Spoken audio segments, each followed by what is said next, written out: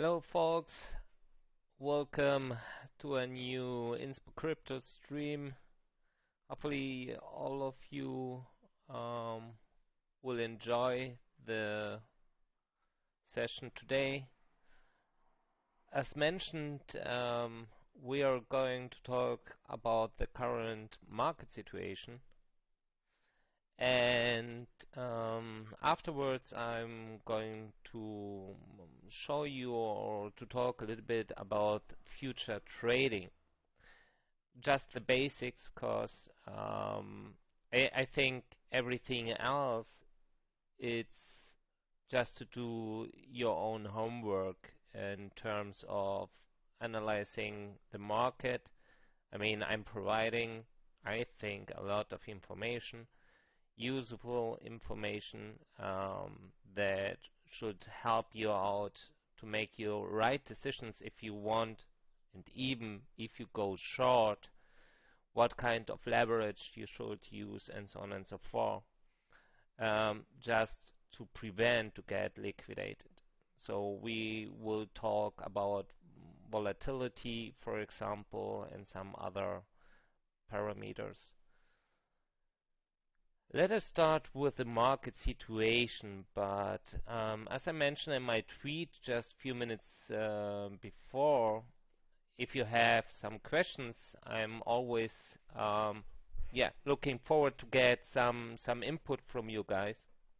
Hi, Philip, Ulf, um, and yeah, I mean it's helpful for me too, just because I can see what are your, well, actually maybe your gaps in terms of knowledge, but maybe also to see um, where you see any problems. So for today, for example, one follower started a very nice discussion on tweet about Bitcoin. I'm not going to go deep in this topic, but it was very interesting to me because at the end of the day, or at the end of this discussion, it was clear for me she was a little bit scared, or yeah, that Bitcoin could crash because of the last dumps and moves that we had.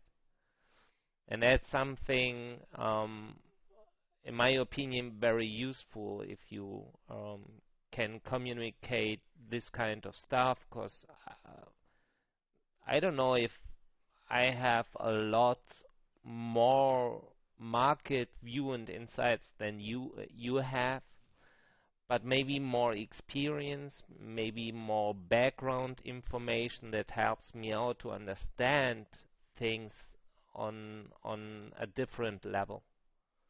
And that's actually what I think I'm providing to you, or I'm trying. Well, let us talk about what's happening to Bitcoin, at least today, but in the last few days. And actually, everything I'm saying, that's my opinion, as you know,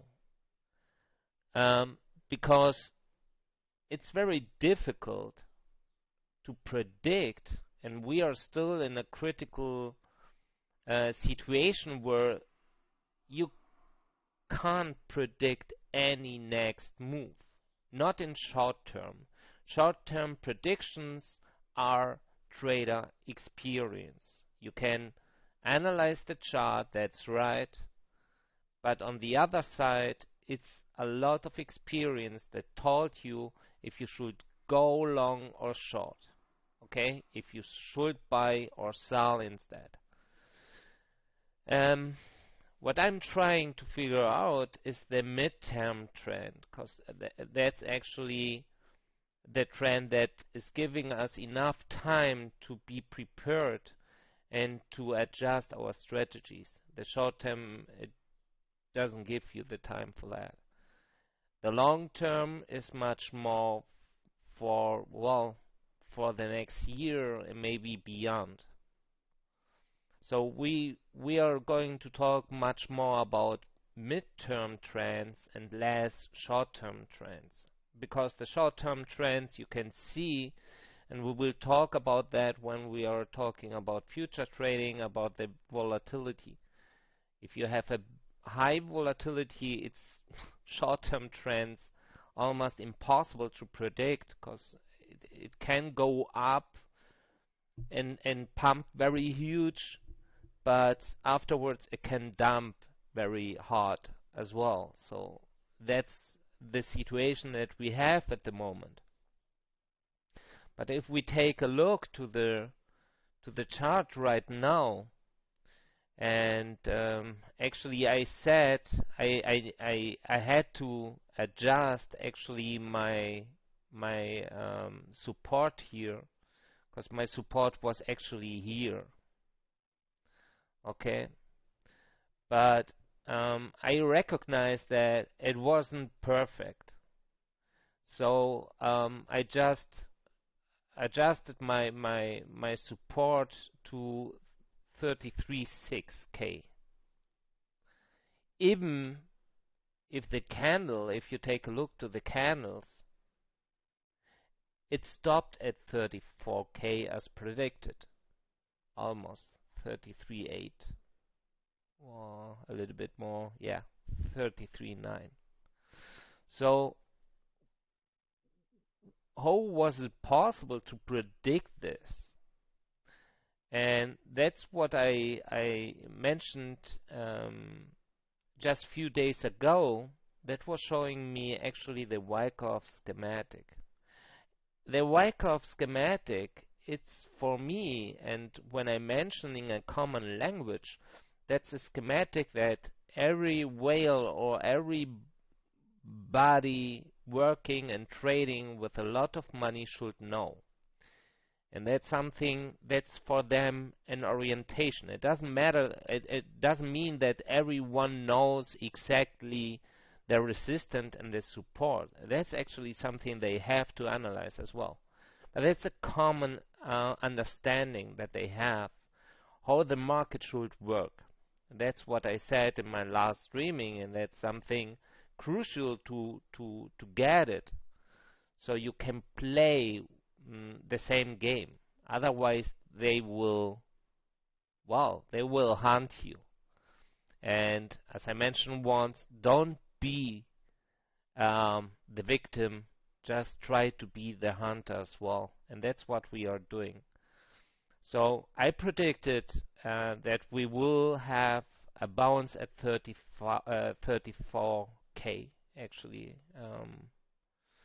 It is a 12 hours view, so it's not accurate, but as you can see, it did exactly that. Okay, so when all these people with the same common understanding recognize that they are initiating a dump because we were very close to be oversold, they started to react and to absorb all Bitcoins, so that we recover and fall back to our support at 34. Well, I don't know, here's 34.5, but that's because of the 12 hours view. But that's happening as predicted, because I knew that they have to bounce that. They are buying here to sell here again. That's actually the deal. Okay? That's why I said the last time, Wyckoff's schematic, you don't have 4 different schematics for distribution, redistribution, accumulation, and reaccumulation. It's always the same, just the opposite, just reverse. While you are coming from a very bullish trend in the distribution and the redistribution, you are coming from the bearish one. And the same is in the accumulation. So in the accumulation, you are coming from the bearish side and you leave the phase forming a bullish trend, and the reaccumulation is starting with a actually with a bullish trend, with a bearish trend, and forming again a bullish trend to go to the new all-time highs. So what's happening here is exactly the same. What will happen, and I'm still convinced, I know that some guys of you are skeptical about that, and that's absolutely fine for me. I wouldn't say I don't care about, because yeah, well, I don't know. Actually, yes, I don't care about, because for me that's a good sign.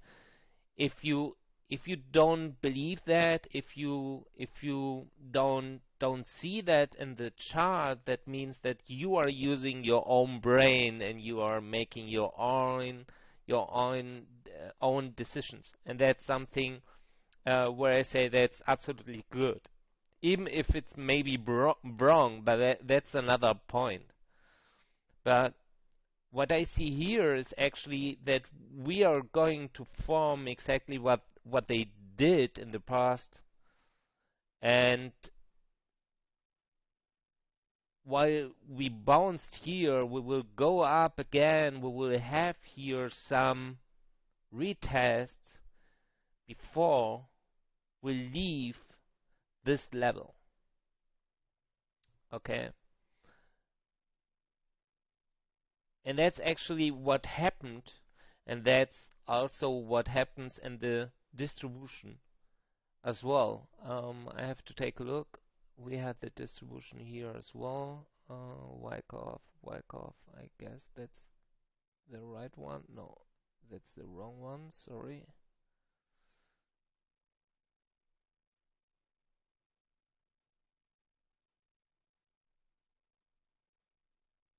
If you take a look to that, it's exactly the same. Okay? So, and that's the point, is the pattern of the schematic. It's not saying anything. You have to check not only the pattern, not only the moves of your asset. At the same time, you need to check the volume, how the volume is moving and developing in that time. And if we take a look, I mean, we had here the failed rally. Everybody, if you remember, just that was May 26th. That's just a few days ago, when Mr. Wei just mentioned that in one picture. I just retweeted it, just saying that's funny, because for me that was funny, because well, I remember exactly the moment when I got the tweet, and I just started to smile, because that was the failed rally, and some Bitcoin maximalists were starting to say, yeah, you see, now we are starting the new rally. It wasn't a new rally. That was the failed rally, like they did here as well. Okay? And that's the trap. That's always the same trap, unfortunately. Um, so nobody is making the right questions. So if you are not making your question, you will never look for the right answer, right? So, and that's what I'm trying to show you every time again. If we are starting a rally, is that a strong rally? Is that a real rally? Are we done? Did they accumulate? Because this guy are deciding the next moves. Are they manipulating, as we had this discussion today? As I said, manipulating is just a trigger. People behind the mass with your money, you are realizing their goals. They are just planning. You are realizing that with fear. They just generate fear. They spend some money in public relation and media and so on and so forth, or use some people like Elon Musk with almost 5 million followers as influencers to create a scenario where it triggers to you, I'm going to sell my assets. That's the thing. It's they are not going to your house and with a gun and just saying, give me your assets. That's the big difference. It's something voluntary. The people are doing that because they are not ready for such kind of games. And that's sad. Because we are playing a professional game. Okay? We are playing on a Champions League, if we talk this in European matter, or NFL League in the American one. So it's very important to know that. So in my opinion, what's happening and what should help in the next, what should happen in the next days, because also the volume is decreasing again, is the sell pressure will go back. They will start to pump even more. I was expecting actually that we should be somewhere here, 30 or 38, 39K, and it didn't happen. Unfortunately, it didn't happen. I don't know if that has something to do that's a weekend, or that I think in Monday is a holiday in the US. Maybe that has something to do with that as well. I don't know actually, but I'm still convinced, and that was my confirmation, that we are going up again to retest. To retest, as Wyckoff shows here. Very nice. I told you in my last tweet that that should happen. And that's actually what is going to happen. We will go up, but first, well, Wyckoff says we will start something like a sideway run. It's possible. That's what I say. It's possible, but it's not required to make the whole phase done. It's possible that we go straight to the 40s and to retest before we dump again. So, but the thing is to see how the trading volume is progressing. If we are starting to pump and the sell resistance is going to be very high, they will cancel it. Okay? Because that takes a lot of money to reach your goal. That's not part of the game. That's because they use long liquidations, for example, to dump, as they did in the last weeks. It's a very simple schematic behind all of that. And so the thing we need to have in mind right now is, I have to say, I was spying a little bit Carl the Moon, or Moon the Carl. I don't know how the guy.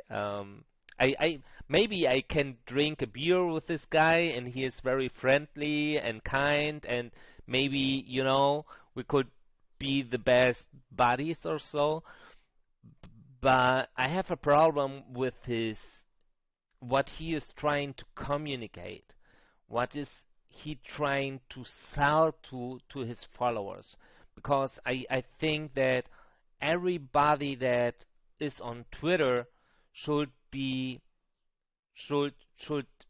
know that he's responsible for everything that he's tweeting, and that everyone has the same understanding and the same experience to interpret what you are saying.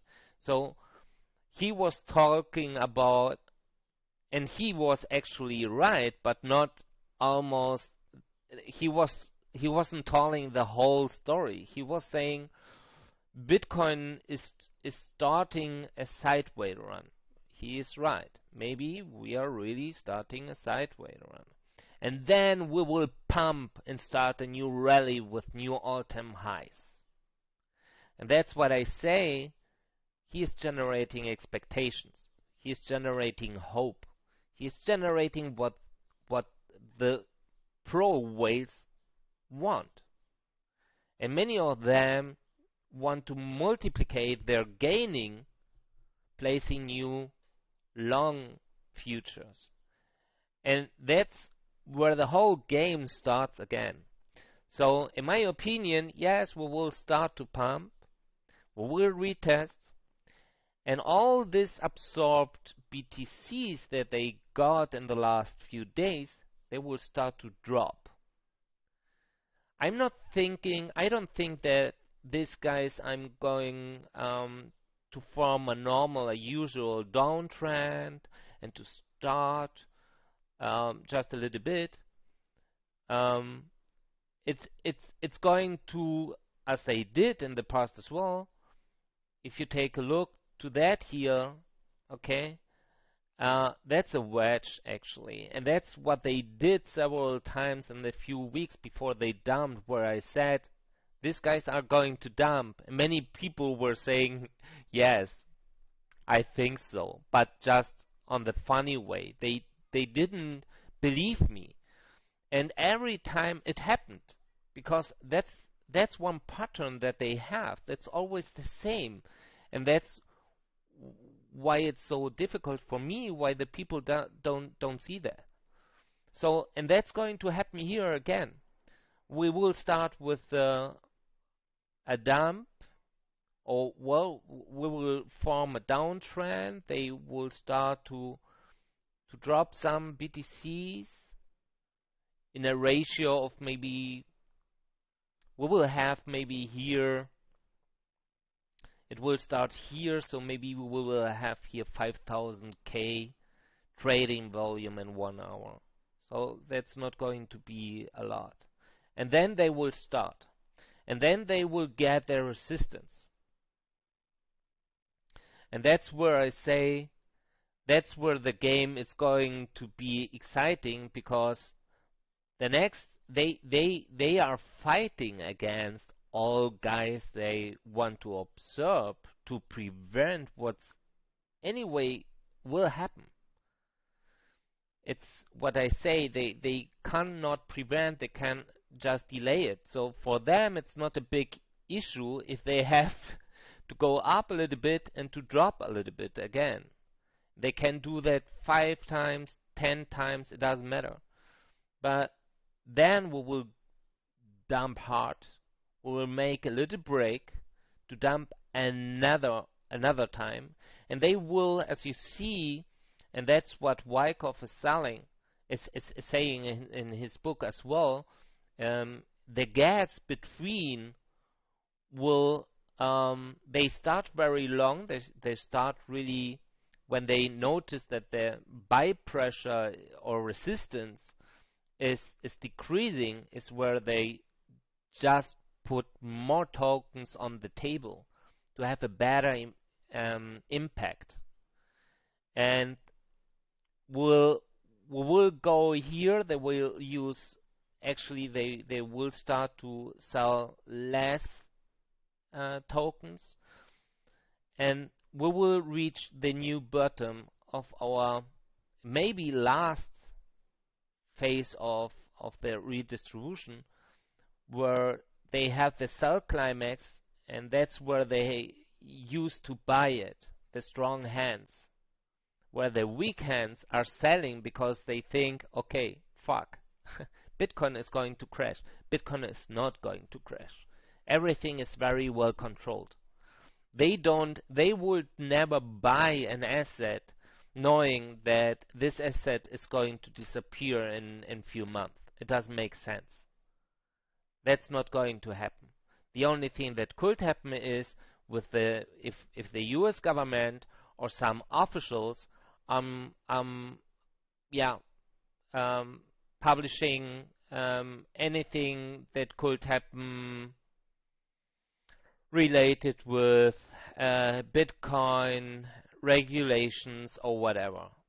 But I think that these guys are so good connected and networked that it's part of the game, and they know exactly when that happens, they would start to drop all their assets here.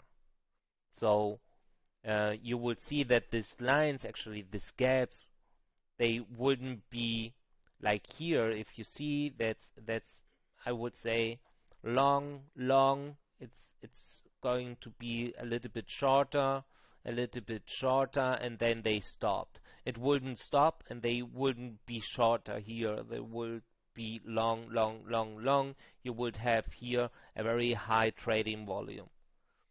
Okay, so that's not going to happen. But that's for you a sign what's going behind, and that's what I'm analyzing. Every time when they pump, I know exactly if we are going to fall back because they are checking their resistance. And unfortunately, many traders don't have this view. I don't know why, because it's obvious how these guys work. And so, like here, they or here you can see that's perfect. I mean, you can see like these candles are telling you the truth.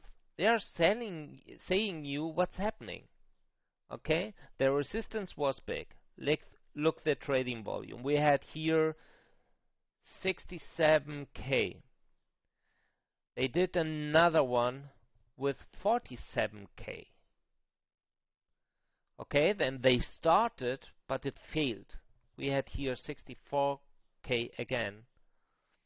And they started again with 43, and they have seen, okay, cool, we can pump up. And that's what they did. They are checking the resistance. They are checking if the sell pressure is so big. For example, that can happen. First of all, some people just play some long futures here. If so, very smart guys. And they are selling then here because they don't know if they are going up or low. That's possible. But I think many people see that here something, and I noticed that on Twitter as well. It was a little bit panic in the air. It was something like, oh, these candles doesn't look good. Oh, Bitcoin is going to crash. Oh, it was.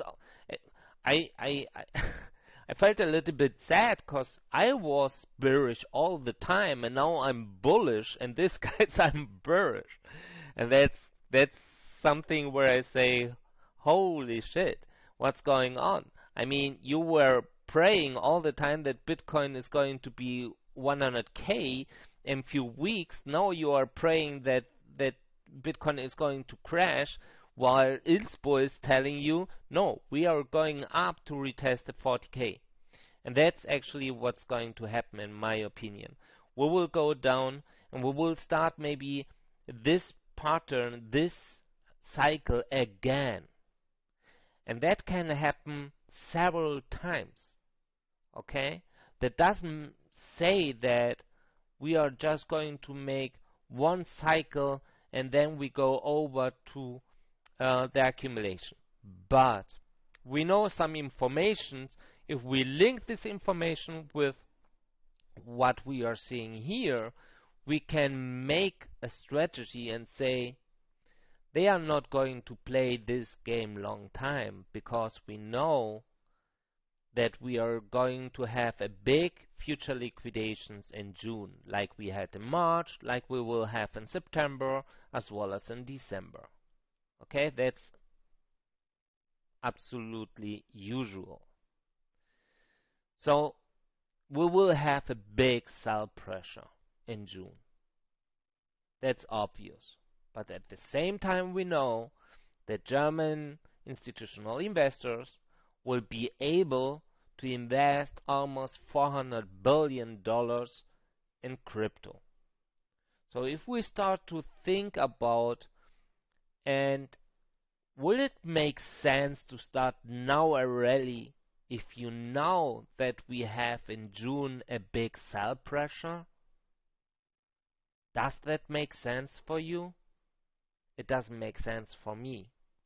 Because when I want to pump up, I need the less sell resistance, the sell pressure to get this less resistance. I'm sorry.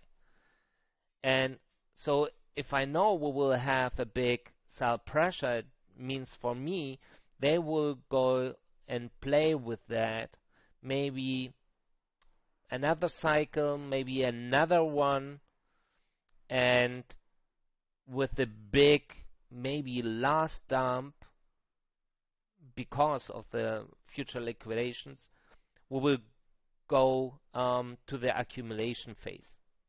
And the accumulation phase is the phase where we have to buy everything we can. I'm not talking about lending money or something, okay? Never do that. It's speculation. Everything here is speculation. Even if you would say after a year, man, Inspo told me I shouldn't lend money, but I could be rich today. Well, what's happening here right now, what's happening in the last few weeks, that's going to happen again. Not on the same level, but you will have the opportunity to make your money. Always. That's why I try to give you all this information to understand the rules of game, so in the future you can make your own decisions, and if you get this, you will make your money not only this year, not only next year, but a lot of more years. Actually, that works with stock market as well. The difference is why I'm here in crypto is I can make easy 500 or 1000% very easy with different coins. I'm not going to invest any money in, well, like it's popular to say shit coins. I don't like this word, but in such soft projects, I like strong projects. Strong projects are for me projects related to the transition of the economy. And with this kind of projects you can do 1000%, 1500%, and so on and so forth. So it's very important to buy this kind of coins when we are in the accumulation phase. If you have enough money, buy Bitcoin as well, buy Ethereum as well, try to buy BNB. So the really this kind, ADA, Cardano, I mean, take a look to Cardano, what we did just in actually, that was since yesterday, from 130 to 160, and a lot of whale money is going to Cardano at the moment. Okay, even if nobody related to Bitcoin will tell you that, but that's the truth. And so for me, Cardano is on my wish list. I'm going to buy a lot of Cardano, like XRP, because they are really progressing a lot. Coti, and a lot of other different coins that I don't have on my list because I need TAL. Somebody told me about TAL, for example. I have to still to check TAL. But this kind of projects that will be related to also to the transition of our cities and infrastructure, smart cities, for example.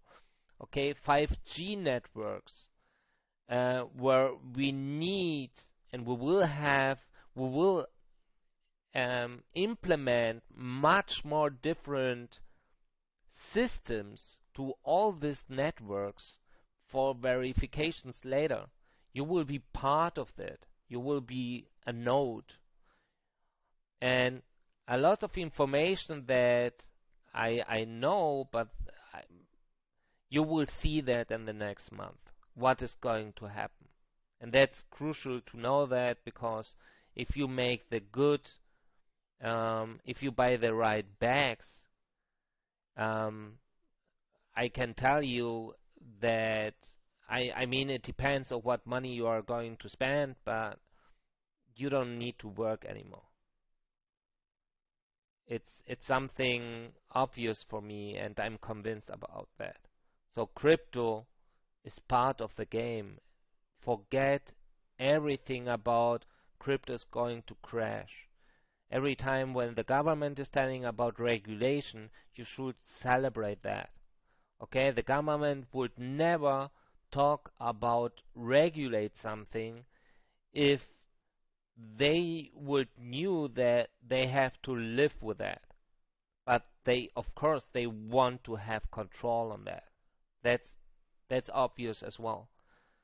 Okay, so if they want taxes, okay, that's shitty for us, but it's good that they want taxes. So that means for me that crypto is for them a new income. A new income, it's good because they will later on also be available to spend some money in projects related to crypto as well. So all this behind means that crypto is our future. Our economy is going to change from our understanding is going to change a lot. And crypto is part of it. If it's good or not, it depends if you like that or not, but it doesn't matter now. So, but it's crucial to know that we can make, if we understand the game and the rules, we can make a lot of money. We will make this. So, first of all, that's what, in my opinion, is going to happen. It seems they are pumping Bitcoin right now. Let us take a look to, yeah. Okay. Of course, I mean, it's smart what they did. They pumped below the EMA 50. Let me check. EMA 20, sorry. Then the EMA 50 use that. I mean, I have here my view web. That's an indicator that's really accurate. They bounced here and started actually to pump here. And now we have the EMA 100 and we have the EMA 200. So the EMA 100 is going to be a challenge. I know that, but we can do that. So in my opinion, we should cross the EMA 100 soon, pump up to 38K. They will pump once to cross the EMA 200 and to use it to bounce there and to pump to the 40s and to retest. That's the plan. So let me check what's going on at the same time in the market caps. As you can see, altcoins, the gap between altcoins market cap and the Bitcoin total cap is increasing again since May 23rd. Okay, we decreased dramatically here. That was May 19th, and then we started to increase the gap between both again. So at the moment, Bitcoin has a total cap of $680 billion, while altcoins have almost $870 billion. And for me, and that's hopefully something that will happen very soon, the Bitcoin dominance will disappear, because that's actually the biggest pain in my view. Talking about Bitcoin dominance was starting to increase again. That flipped here. That was 23rd, what we have seen. Then the gap started. Well, as said, many whales just have left Bitcoin and shifted to different other altcoin assets like Cardano. In my opinion, Cardano is going to, as soon as we stabilize, when we start the new rally, hitting new all-time highs, but I think more in the accumulation phase, all altcoins will start to pump. So it's very important that as soon as we are sorry, no, that was the picture. Yeah, give me a second. As soon as we are okay, it takes a little bit here. That's the accumulation phase. As soon as we arrive here, okay, you see the gaps between are going shorter, shorter, and then the long one. And when we have the last big dump, and a big dump is a sign of panic for a lot of people. They will start to sell, sell, sell, sell. We will have some liquidations as well, and that's where we need to start to buy. Okay? Doesn't matter. It will go up again. You can play some longs and shorts and longs and shorts before we start the what many people will think then the failed rally, but it's not going to be the failed rally. That's going to be the right one. And we need to buy here. I mean, you can buy here, you can buy here, you can buy here. It doesn't matter.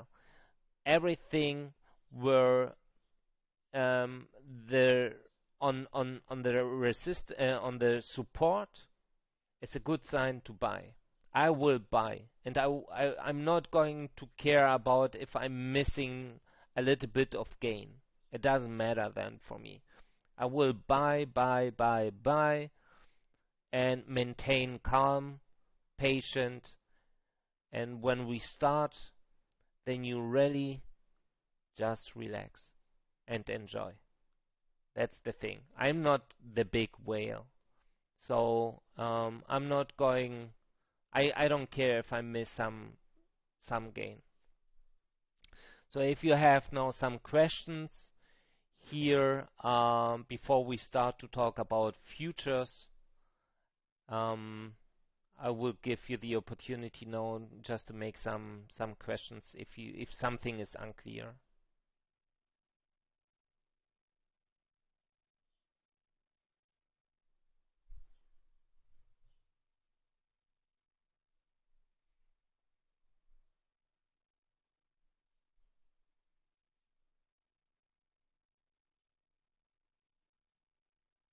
No, no, Philip, I don't think so.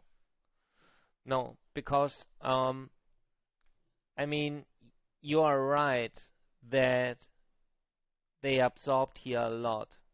Okay, I mean we went to 30K, but I'm sure that was nothing to that what is coming to us. Um, I tell you why, and that's what I said before about the June liquidations. Um, if you for example know that your sell pressure is going to increase in the next weeks, how do you want to plan? What are you going to do? What would you do? That's always the point of view. You need to take a look, or you need to have the view that these guys have. Okay? Use less money for the biggest impact. That's the golden rule. So what should I do to pump my asset after I accumulated a lot? And I mean, that was a lot, of course, but that wasn't enough. We have a lot of institutional investors still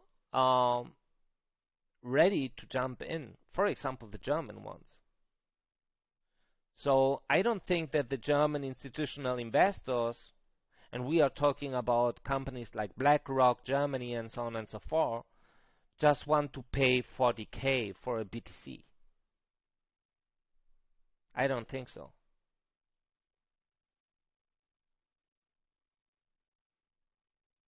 So in my opinion, what actually the redistribution phase is just a transition. That's nothing else. That's like a break between distribution and accumulation. And of course, I have seen that some traders started to say that's the accumulation phase. And yesterday that was actually this part here. Okay, and they say, yeah, now we are going to pump and we will start the new all-time highs. I don't think so.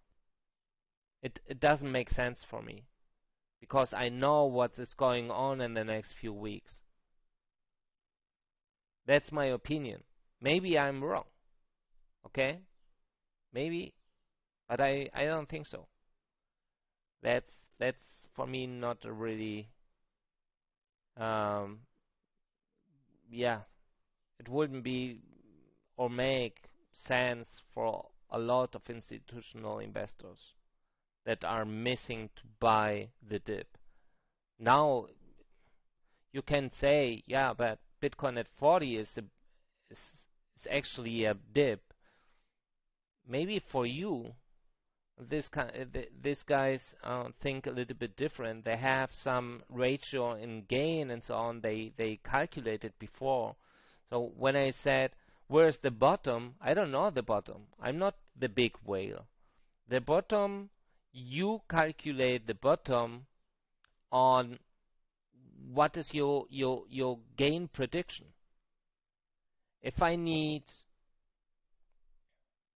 100%, then maybe 30K was enough for me because I know we will make as minimum 60K in the next few weeks or month or maybe more. So it's difficult to know where's the bottom, but I don't think that we are done. I don't think that the big game just started. I think more is coming. And even I know that some people just said that that was their retest, okay, and we should leave now, but it didn't. We bounced here, as I predicted, because I knew that they have to retest it again. And that's, in my opinion, what's going to happen.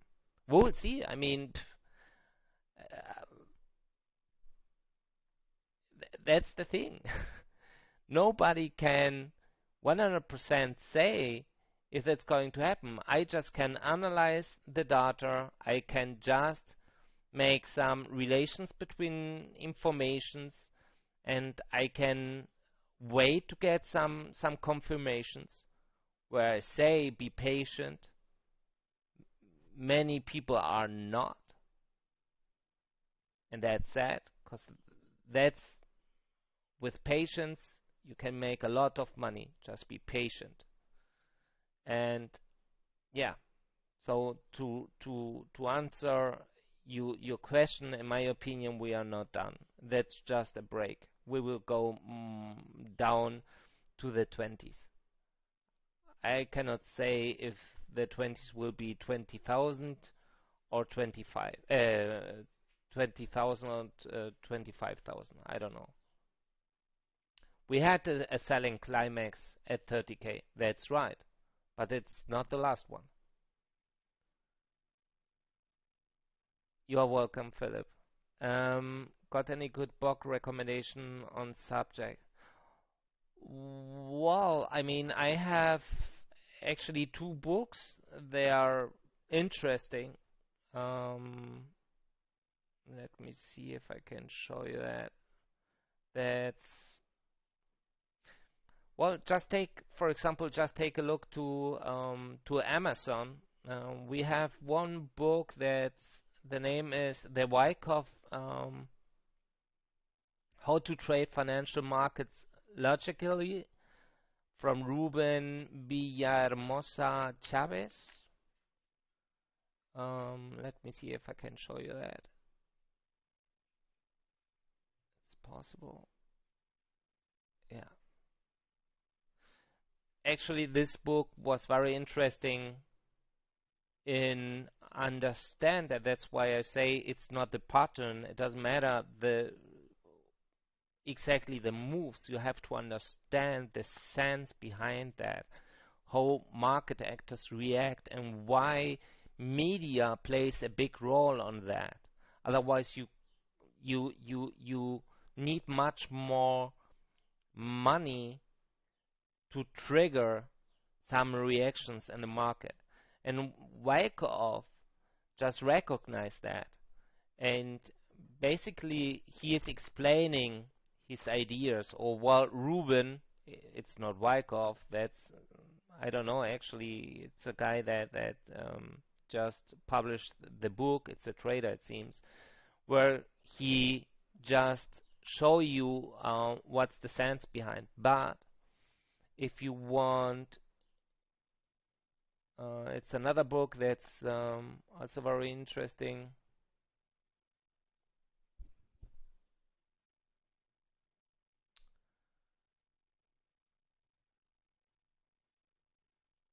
Wyckoff structures volume profile and order flow. And that's the interesting part, because that's where you see, or you start to understand, not only the psychology part of the market related to Wyckoff, but also the output, so the volume profiles, okay? How people start to make orders. I recognize, if you take on Binance, for example, if you take a look um, to the order books, you will see that they had big orders at 34K and big orders on 40K. Yes, you have big orders on 43K as well, but 40K. And even if an order, it's nothing, it's not a big thing, because they can cancel the orders, adjust the orders, and so on and so forth. But the psychology effect up behind that, that people are starting to place exactly in that gap between 40 and 34K, the orders, even if they will adjust these orders later on. But that's telling you a story. When I tweeted about that, and I said it's not a coincidence that people are placing buy orders at 34K and they are placing sell orders at 40K. And then someone told me, yeah, well, but they can cancel. It's not saying anything. That's wrong. That's absolutely wrong. Yes, he is right. They can cancel it. But the initiate thinking of these guys while they are placing actually these orders at 40K and 34K is key to understand why yesterday Bitcoin just bounced at 34K. It's an orientation for you. I said you need much more information than just a chart and to try to copy paste this chart of Wyckoff's schematic to the current Bitcoin chart. It's not going to work perfectly. You know to understand why that happens and what all these moves are going to trigger. Fear, for example, panic sell, and so on and so forth. That's the main point that you have to understand. And this book was, for me, actually also from the same guy, author, actually a very interesting one. So I would tell you that these two are very good.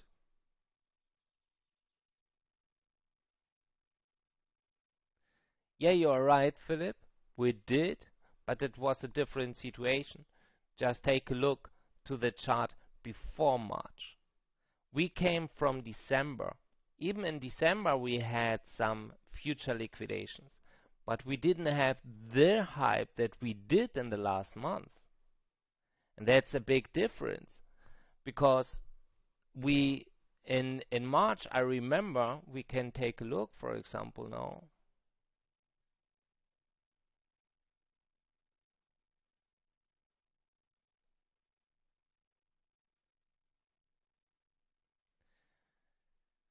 First of all, to understand what's happening, um, usually many persons that have placed a future contract that expires, they are looking the best situation for an exit because you know you are going to lose your money. So that means that actually before the whole liquidation starts, many of them start to liquidate for themselves the contracts just to minimize their loss. Okay? And we did that here in the beginning of March.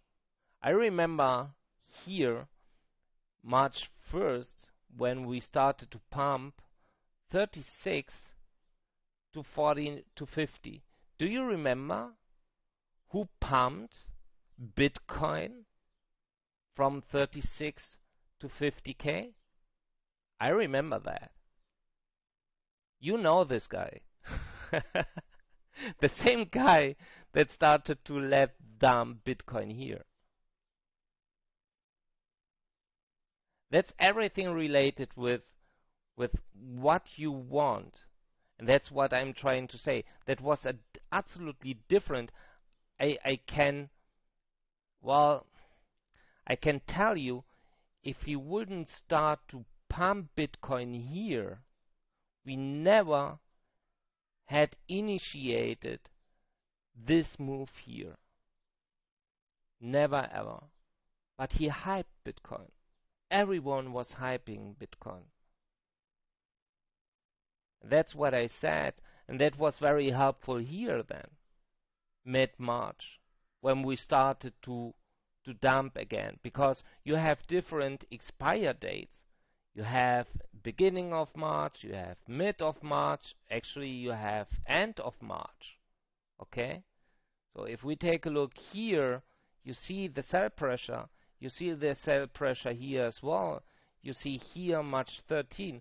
But the beauty of this chart in March was the beginning. If we say here, that was February when Tesla started to pump Bitcoin. It was Tesla, I think, when they did the big purchase. 36. And if you go to Google, for example, and you start to research March, it was the same fucking thing. That was a hype thing. They started to hype, and they do everything and every time what is necessary to get Bitcoin in the direction they need. Well, not only Bitcoin, but as Bitcoin is the big dominator of the crypto market, it's obvious that if you have Bitcoin under control, you can control the whole market. But it was exactly here a different situation. So if you say it could happen again, it could. But we did our experience also in March with the future liquidations. We hyped before. That was the only thing. That could happen again. Absolutely. I'm not saying that's no way that we start here because these guys start to hype again Bitcoin, but I don't see that they are, or they are in mood to hype. They could hype, but they are not hyping Bitcoin anymore. The only guys that are hyping Bitcoin, because we still have now the discussion about energy consumption of Bitcoin on the table.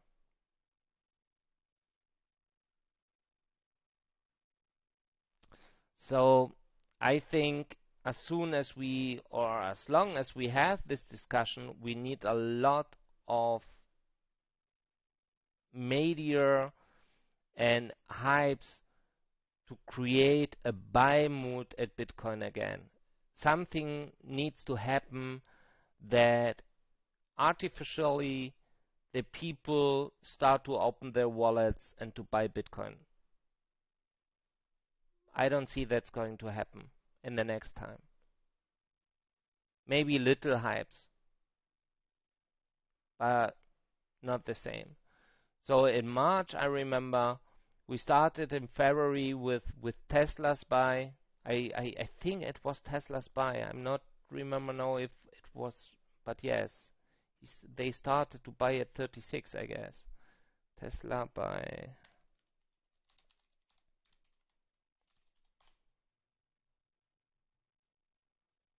Yeah, February.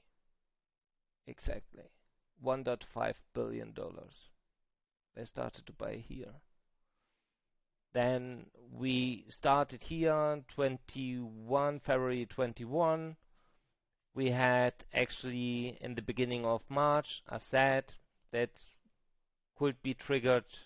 I don't remember actually if here's something happened, but till end of February we had a big downtrend from 58k till 43, and then they started to hype again.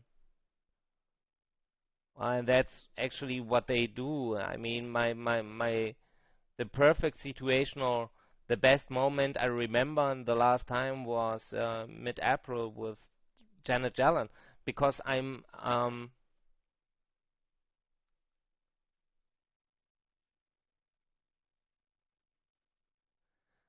then Alan made sure BTC dumped below his entry price. Wallet, his entry price started here, and actually I think they started to buy actually earlier, because even if Alan is tweeting and saying something like, Tesla is going to buy Bitcoin, this guy is so smart, he knows exactly what could happen then. And that's not necessarily what he wants. So I'm sure they started to buy before, not only February 8th, but that's just a speculation now. That's a theory. But nevertheless, we had different situations. I mean, March, now it's June coming. We have a different situation because we came from a hyping, from a hyping phase, and that's something absolutely different now. Nobody, it's what I said. I mean,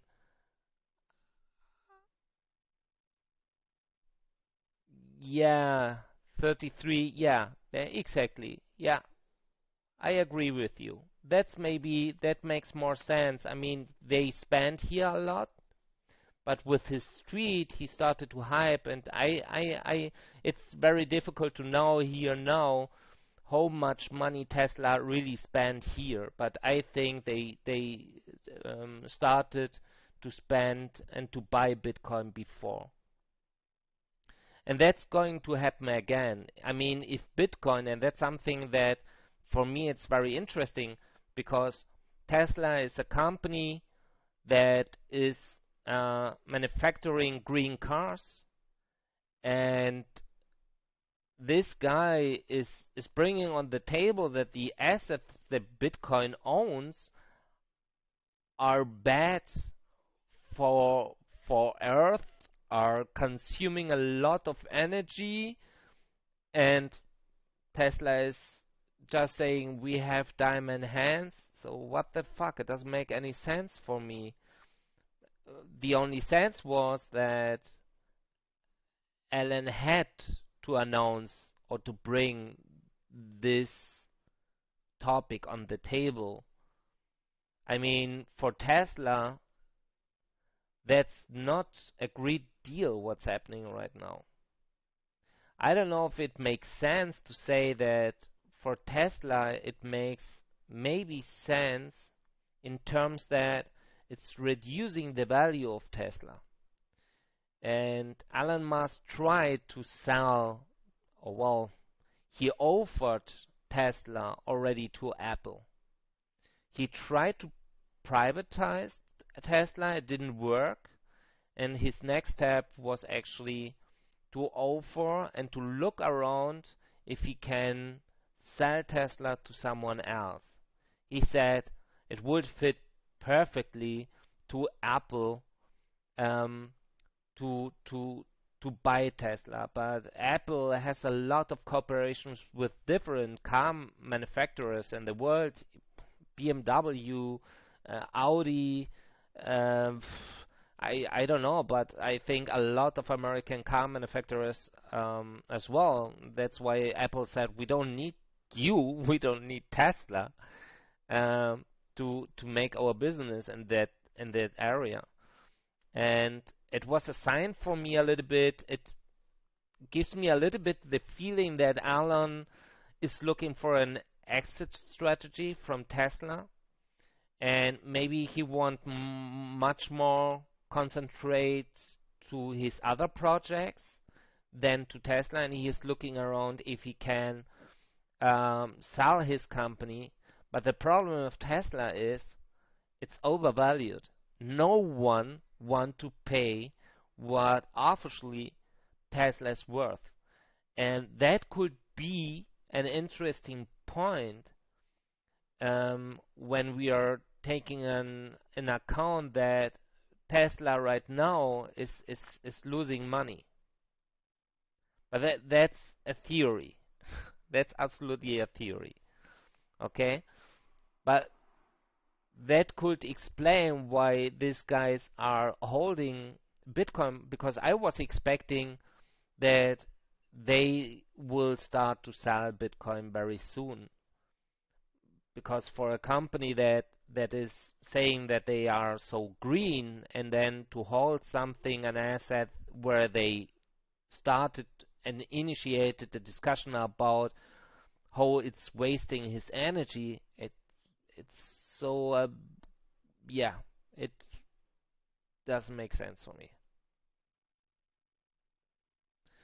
Exactly, the breakout candle was just from the announcement of Tesla already, both. Yeah. Well, he announced that before on a tweet. He didn't say we are buying, but he did some comments, and many people were actually expecting that because Alan was very he was yeah um, involved in the crypto market thing, and it happens. The thing is he going to stay with Bitcoin and with the crypto market, or will he do exactly the same? Just to start to sell maybe the Bitcoins, but it depends what he has in mind and what kind. If I don't think that Bitcoin for him is necessarily interesting to make more gain with that, it's much more a strategy thing, but I don't get it yet. Nevertheless, Elon Musk, I mean, I think it's a nice guy, okay, but I don't like sometimes what he's saying. I don't like what he's doing, and but that's my opinion. That's absolutely my opinion. But nevertheless, the pressure that's going to come and the situation where we are now, taking a look to the future liquidations that we will have, um, and the good thing is we liquidated a lot already. That's a good thing. But and some of them could be short, but the ratio of short and long liquidations are still positive for longs instead for shorts. So that means the sell pressure is going to be higher than the buy pressure. And so that means that it makes more sense for the chart that we are declining, that we are falling. And that explains why I'm convinced that we are in the redistribution. We will fall in the accumulation where new involved investors will start to buy on altcoins and bitcoins, and then we will start, and also I'm very convinced of that, we will start the biggest rally in crypto's history. That what happened this year is nothing to what is going to come. Mass adoption, it's not absolutely necessary only on the crypto itself. Launching a new national digital currency, it's also part of the mass adoption. A lot of people still are scared to lose their physical money, but that's going to happen anyway. So as soon as they have to handle the situation, they will also start to invest their money in, also because of the inflation, but they will start to buy and to invest their money in crypto assets too. And that's a good point because they will join, a lot of people will join the market, and we are talking about here trillions of dollars that will join the market, and mainly in the altcoins, of course, also to Bitcoin. So everyone that's saying that Bitcoin is going to crash, no, it's not going to crash. Yes, maybe it will make his 100K, not necessarily this year, maybe next year, but the long-term trend of Bitcoin and altcoins, it's huge. And every one of you should be really fortunate to be in the market right now and not in 2 or 3 years.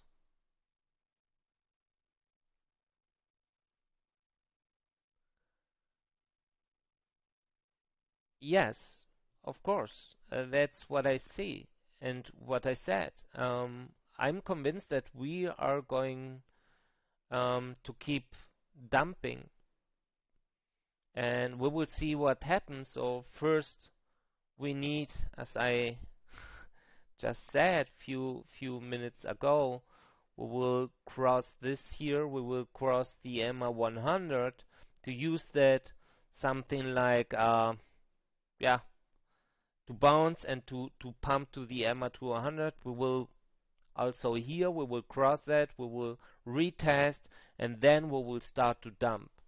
The question is, are we going to dump to the next phase of the redistribution, or are we going straight to go to the accumulation? For me, it doesn't matter actually.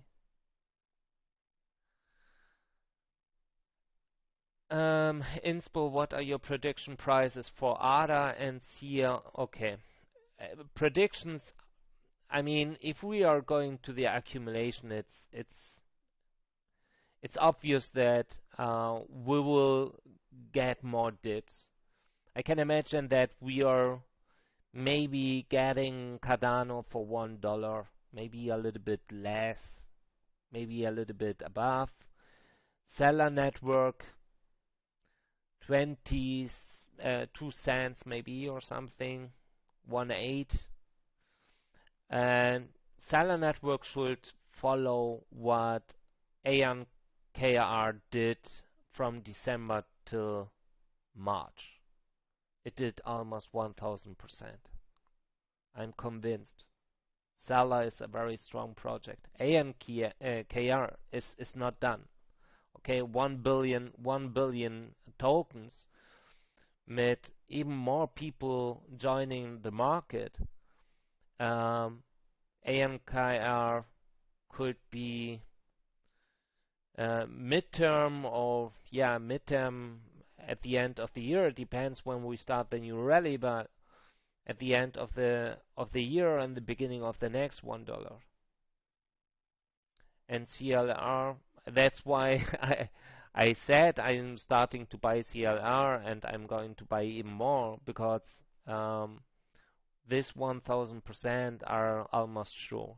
I mean, if you take a look to the chart, sometimes there's pumping. You see how much whales are waiting to jump in. ADA can do with Coty, with the cooperation, and also Coty will make huge price progress, but yeah, it's very difficult. I have to see, for example, just to check one information on ADA, just to make a quick and dirty prediction.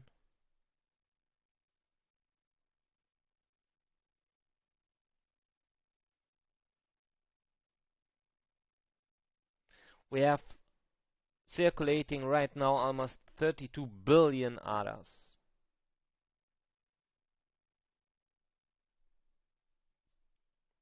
And we know that whales are looking for high volume, and that's something that I like, because then they don't have the big control of the market.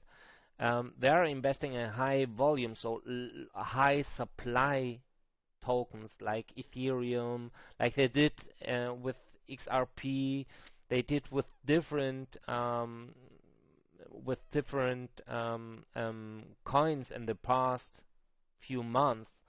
And Cardano is the next. If you think that Cardano could be the coin used in the e-commerce and used by Coty as well, that could be a very awesome asset that can make 400%, 500% till end of the year or the beginning of the next year. That's where I say ADA is also part of my, and it's going to be part of my portfolio.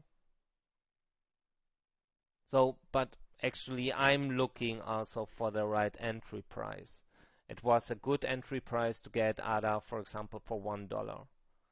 But as I think we are not done, we will just go down again. I think that ADA for $1 or even 110, 120 is absolutely awesome. And a lot of whales will jump in. I mean, they are jumping in right now because of the discussion of proof of work mechanism, and they want the proof of stake. So all this kind of coins, like for example DeFi coins, they are bleeding. All of them are bleeding. If you take a look to the DeFi coins, and that's something where a friend of mine told me, DeFi is one of the of of the of the how I can describe that, but one of the things of the crypto market that is undervalued. And he is absolutely right. That's DeFi is one of the things where many governments are not talking about regulation. If they are talking about crypto in general, but if they are talking about DeFi, they have much more a positive view in terms of DeFi. The question is why? Why they have this positive view in terms of DeFi? I think because DeFi is, for me, the ecosystem much similar to what we know and in our understanding to a bank. And I think that's actually going to be the future. Okay? To motivate and attract people to spend their money in getting back some coins. I mean, that's for every bank that's something like they get your money, they give you an own coin, and they can use your money for make even more money. That's awesome for them, isn't it?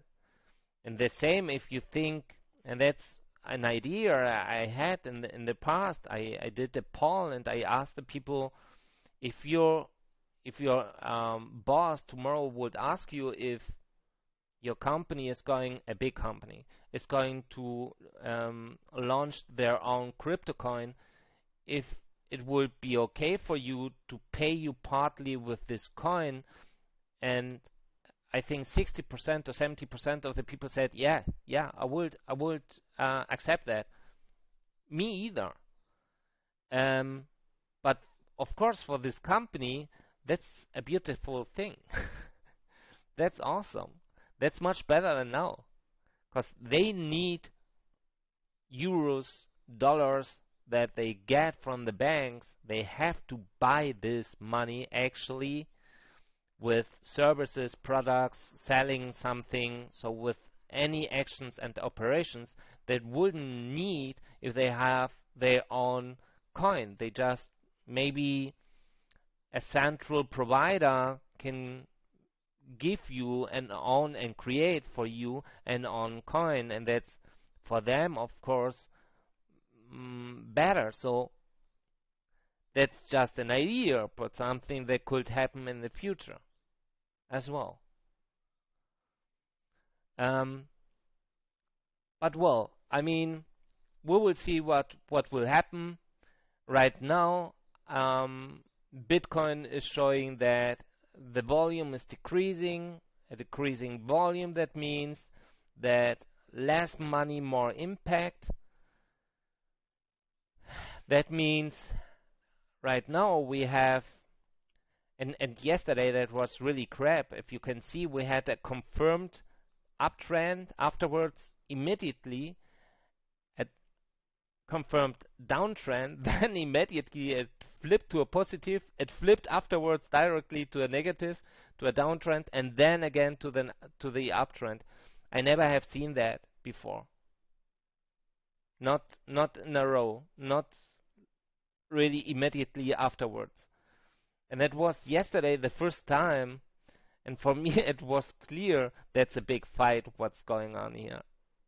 And it was for me also then very obvious that we are not going to dump here. We are going to go up again. And now here it's happening exactly the same. Not the same actually, but we have a confirmed downtrend right now, and I tell you, it's going to disappear. We need to go up, and they will go up.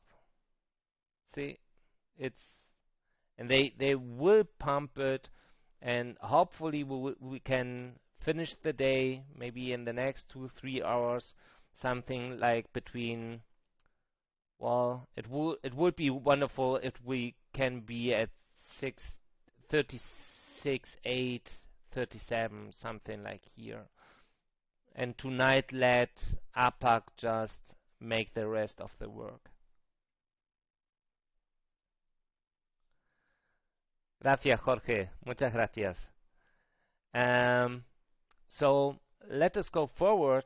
As I predicted, we should just talk a little bit about future trading. I mean, we have options, we have futures, and we have spots. Spots, every one of us know spots. That's the coin that you can buy, you own, and you can sell.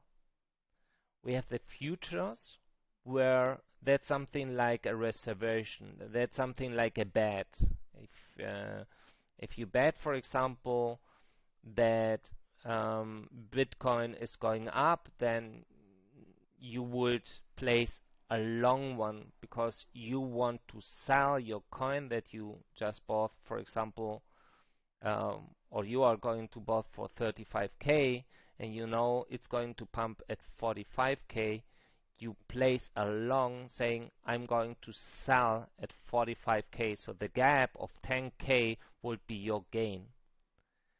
And the opposite is the short. Okay? The short means you want to sell, to buy less.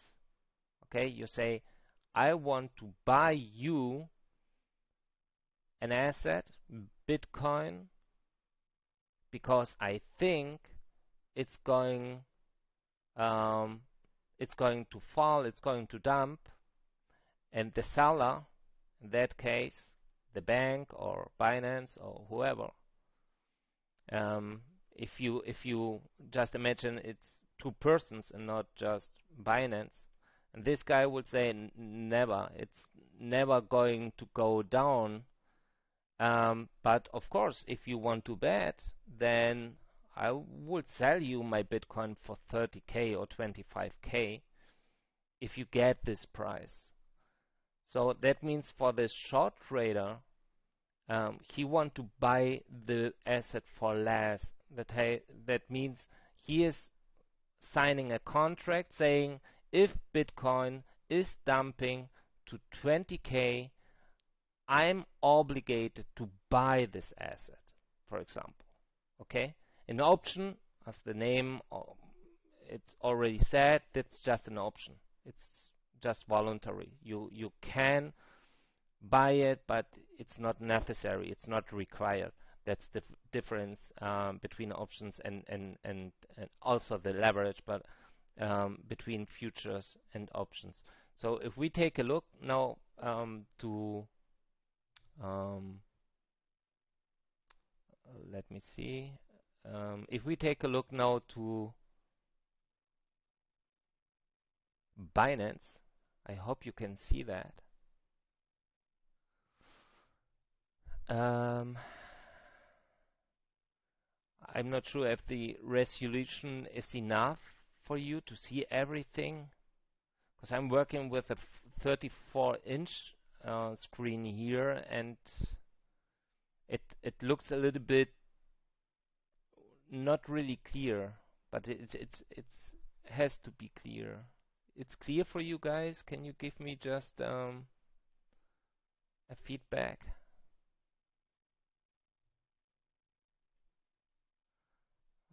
Maybe I'm try to make the window bigger.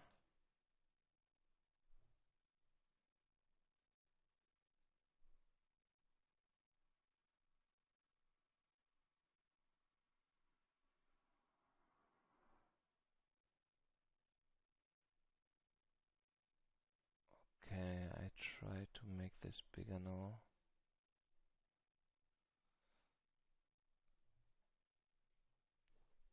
So as we can see, we have here the BTC USDT, and you have two different types of contracts. You have the perpetual, that means it's not going to expire.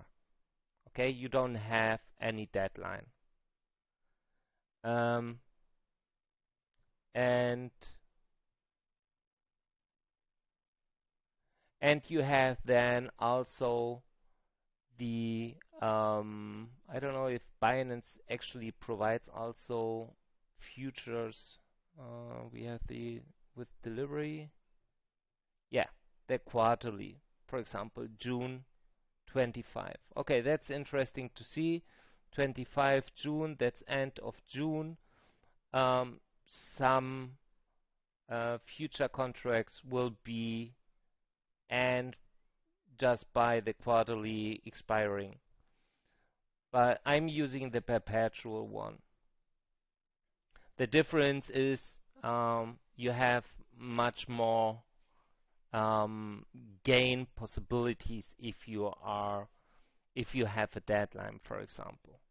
Okay, but of course it's going to increase your pressure because for example, if you are long and you think right now Bitcoin is starting a new rally, and you have just 3 weeks or 4 weeks, and it's dumping more and more, you know exactly that's going to kill you. So perpetual is in that case the best contract because it's not linked to any expiring date. But of course you have a margin, okay? Actually the margin, and that's the thing, I use Binance, but the margin is always the same. You place an order. You have, as like the spots as well, you have a stop limit, but you have a limit buy order or sell order. It doesn't care. It doesn't. It depends on you, and you have the market price order, so you can buy that. Before I can place some futures, I need to transfer some money from my hot wallet or Binance to my future wallet. That's something I don't know if all companies and exchanges are working the same, but that's what I'm doing right now. So I just introduce $50 to show you how it works. So for me, two um, things are the most important one. We have here the margin mode. So what does that mean? You have the gross and isolated mode. For me, both are very interesting because if, for example, I'm going to place a short one, so I'm betting that Bitcoin is going to drop to 32K, for example. Okay? And it's going to do what I'm expecting and it's starting to dump. And I say, wow, I just want to add more money now to my contract. With the cross mode, that's possible. In the isolated mode, that means it's making another contract. Okay? So the cross mode means you can add money to the current contract that you have. So in case it's in your favor, that's a good thing. On the other side, and that's the bad thing, if it's not in your favor and instead Bitcoin is going up and you say, fuck, well, to reduce my loss now, I just want to place a long one.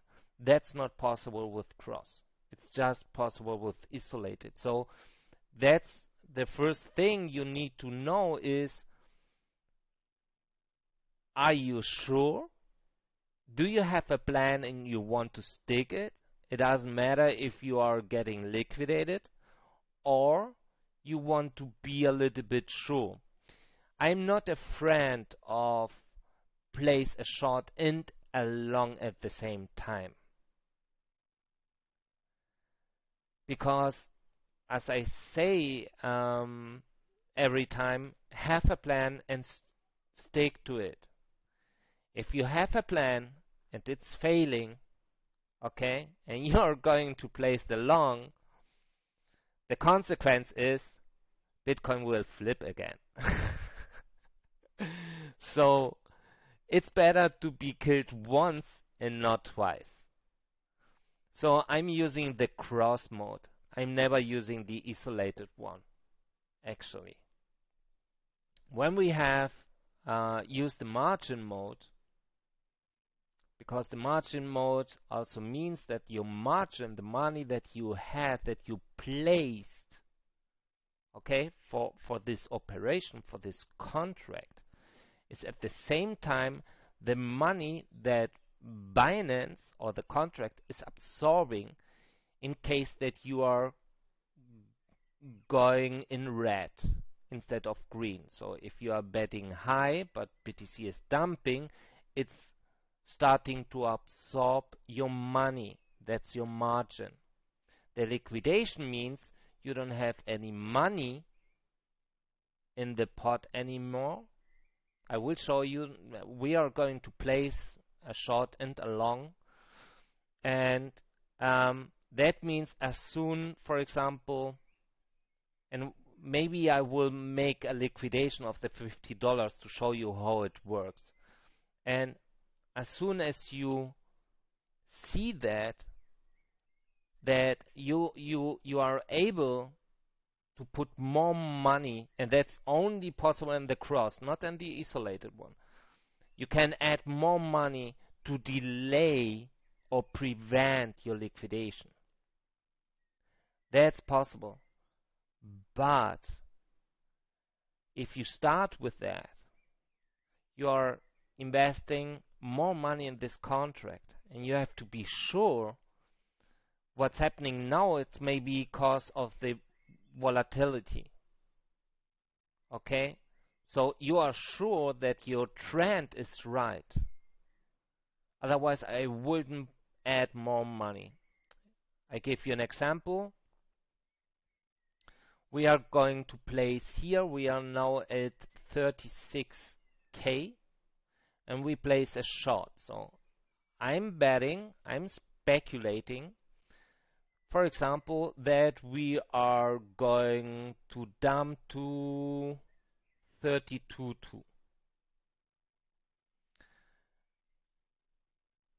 If that's happening, that's wonderful. You will see your margin will increase. You get more money. Okay? You see, that's relative. That's not your uh, money. But this money that you have, this plus that you are generating because you are, it's Bitcoin, it's moving in your favor because you have a short contract. With this money, you can place or invest that money in your current contract to increase your gain.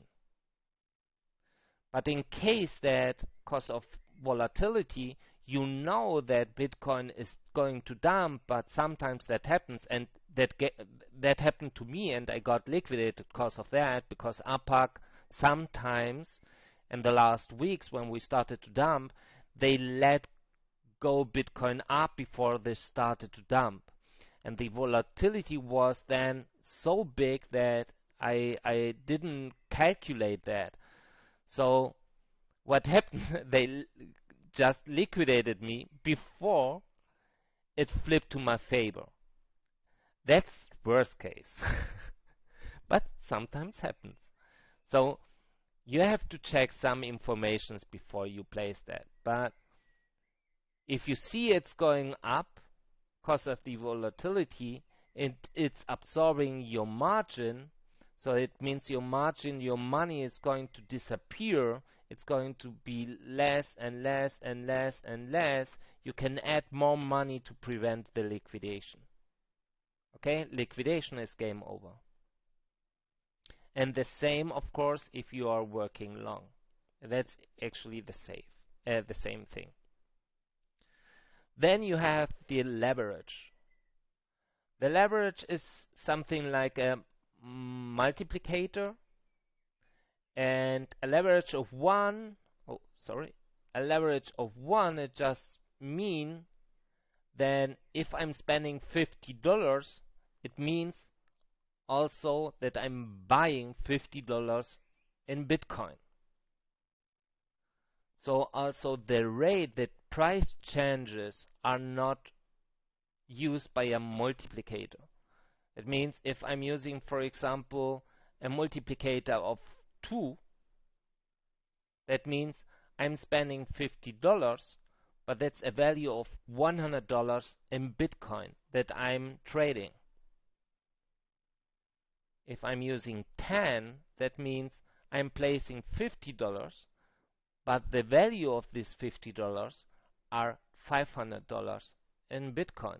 But that also, this multiplicator means that if Bitcoin is going $1 higher, just $1 up, that means $10 up instead. That makes you, as higher your leverage is, bigger is the impact and the effect of every price change at Bitcoin. And that makes it easier to get you liquidated. Okay? So in case what I did a few weeks ago when they liquidated me in the night was I just had, I don't remember, I think it was a leverage of 25. Because I did know that Bitcoin is going to dump, but because of the volatility, they let it go up, they let it just pump before they dump it, and they liquidated me with that. Oh, my notebook needs the charger. Just one moment, please. Sorry.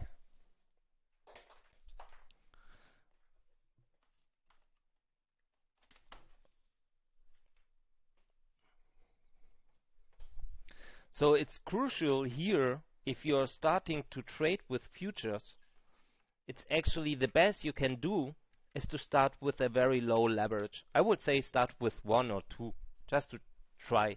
We will start with 1 or 2 to show you that, but at the end I will use a leverage of 100. So we are getting liquidated to show you how that works, and you can see the entry price and so on and so forth. So we cancel here. So first of all, you have the margin mode, cross or isolated. I'm using cross, but it's up to you if you want us, well, the last possibility to place a contra contract. Okay, so the opposite of your current one. If you are going short and you see that you are wrong to place a short one. Then you have the leverage. The leverage is the multiplicator. Okay, so that's crucial to you can adjust this multiplicator while you are trading, while your position is open. That's possible as well, but maybe you need more margins or you have to add more money. Okay, so some guys, for example, when we started to dump, they went long because they thought Bitcoin is going to bounce and we are going up again, and they had a leverage of 25 and just sent me some messages. Hey, what should I do? I mean, it's a lot of money and I'm close to get liquidated. And I just said, try to adjust your leverage. Try to decrease your leverage to a minimum. That's the best thing you can do then. Okay, even if you need more money then for that. But that's the best thing you can do. Then, of course, as I mentioned in the beginning, you can place directly a contract to market conditions, or in my case, for example, I could now say, I think as I know that we are going to retest 40,000, I think I go all in at 40,000 as soon as it reached 40,000. Um, I want to initiate a short contract. So I would press here, and it shows here at Binance clearly at 40,000 I have a position, an order. It's showing me the order here, and it's showing me my entry price would be 40,000 by a leverage of 125.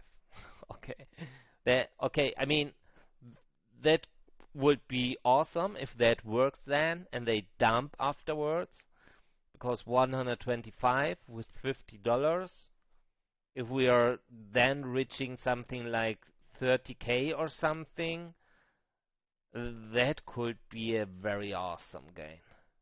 But if you have a high volatility, that could liquidate you in just minutes. So we are not doing that, but that's one possibility, one option to use the limit one. Of course, you have the stop price where you can say when he should start to start your contract, or the market one. I just use the limit or the market one. I don't care about the stop limit actually. So, but what I'm using then is the take profit or stop loss. Sometimes it depends, but I'm much more using futures like casino. It's not I'm not placing big money there because of the volatility and so on and so forth. That's hard to predict perfectly. You have to invest a lot of money to think about. In my opinion, that's just too much work. I'm too lazy for that. So what I'm doing here is when I'm, for example, when I see we are dumping and I see the candles looks good, I would go market here, okay? Or if I see, for example, the candle stopped to dump, then I know it's going to go up again a bit. Then I would place a limit one. Okay? So if the candle is, for example, here at 35.6, I would make maybe 36, 7 or 8. And yeah, it did exactly that. It just went up to 35.7. Then the contract will start here. I would never, in such cases, when I see such a long red candle, I always wait the next one. Always. I never go in when I see just one big candle. Never. You should not do that as well. Okay? Because if you see, every time when we have the long one, it's going to make a break before.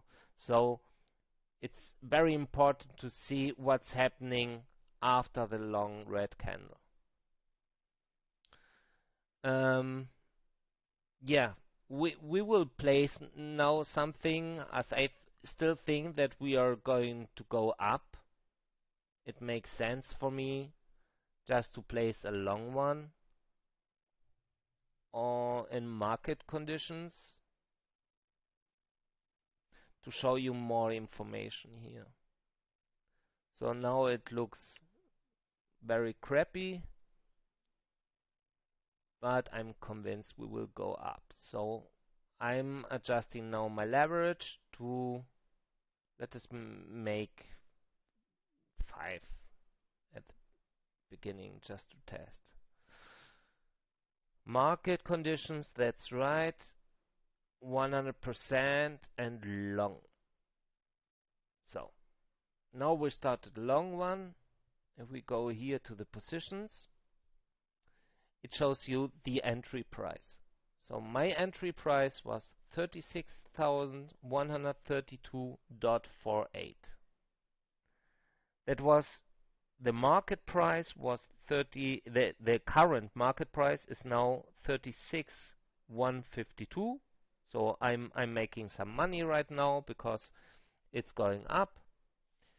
My liquidation price, as I'm placed a long contract, it's going to liquidate me if it's not in my favor and Bitcoin will start to dump. So my liquidation price right now would be 28,380.